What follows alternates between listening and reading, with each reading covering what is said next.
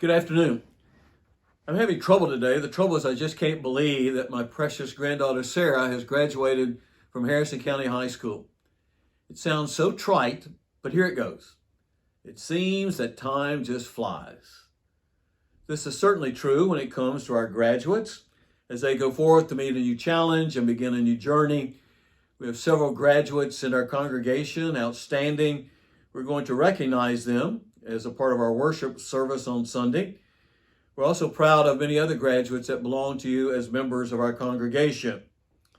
We've sent out a newsletter this week listing those high school graduates, as well as college graduates, middle school graduates, and graduates from the first grade. I recently came across some suggestions by Ted Spiker, chairman of the Department of Journalism at the University of Florida.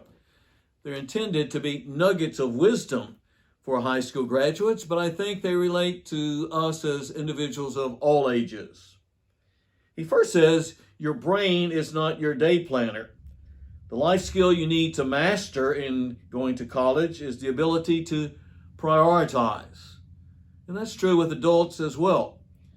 He suggests that the panic comes when we don't prepare. He does not care what method we may use to keep up with our calendar. He says, as long as it's not a Sharpie mark on the palm of our hand. Relevant for all of us, you bet. To get plugged in, we must first unplug. Maximize your connections through all your social media platforms. But for meaningful contacts that will help you develop, put down your phone, look up, raise your hand, speak, ask, and listen. As graduates, your most valuable currency is that of your ideas. In a world with lots of peers who have the same skills you do, the X factor, who has the better idea? The front end of a project is as crucial as the back end of time executing it. Here is a great tip for young and old. Handwritten thank you notes. The new school communication methods are effective and efficient, but old school ones you cannot improve upon. Show that you care enough to do just a little extra. It's a tangible way to explain your intangibles.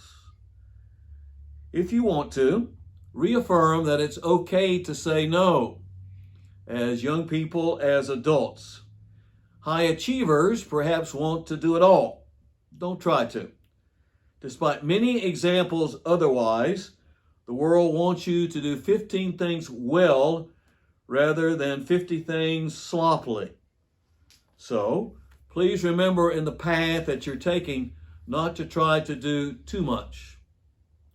Find a workout pal. Part of stress management is time management. Part of it is having enough energy to do quality work. While it's inevitable that you will sometimes, after going to college, eat at the $2.99 buffet, you'll also pull all-nighters, but you need good food, regular exercise, and lots of sleep. This non-academic priority will improve your academic ones. Success equals style equals substance. No matter your chosen field in college or your entry into the workforce, develop your skills and talents. That's substance. Now, how unique is your voice, your personality, your creativity when it comes to your skill set? That's style.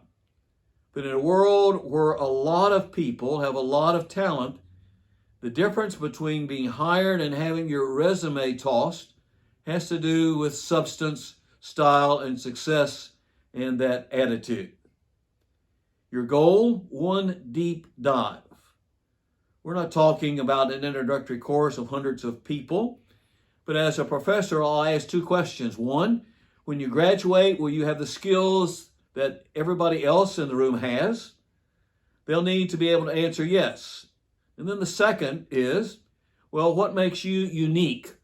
What is going to make you stand out? Do you have the ability to allow others to see that you are unique in your efforts? Be nimble enough to do a lot of things, but be deep enough to do one thing better than anyone else. I challenge you as youngsters as well as those who are older, play. Do it when you're not working. Do it when you are working, so that your work, your studies seem like play. And finally, Spiker's suggestion, make your secret sauce. The greatest compliment you can receive from a professor or a peer isn't great work or that's perfect. It's this: how in the world did you do that? Wow us with your creativity. Wow us with your ideas. Wow us with your execution in ways we cannot imagine. We may not know what goes into your secret sauce, but we do know that we always want more of it. So there you go. In our spiritual lives, in all of our lives, the principles remain true. Prioritize, play, say thank you, become very creative, and remember that you are very, very special. And finally, do not forget the connections that have been cherished with you as you have grown up and reached this point. I will say to you, be safe and give thanks for what is yours. You know what? I still can't believe how the years have flown by, but indeed they have been great.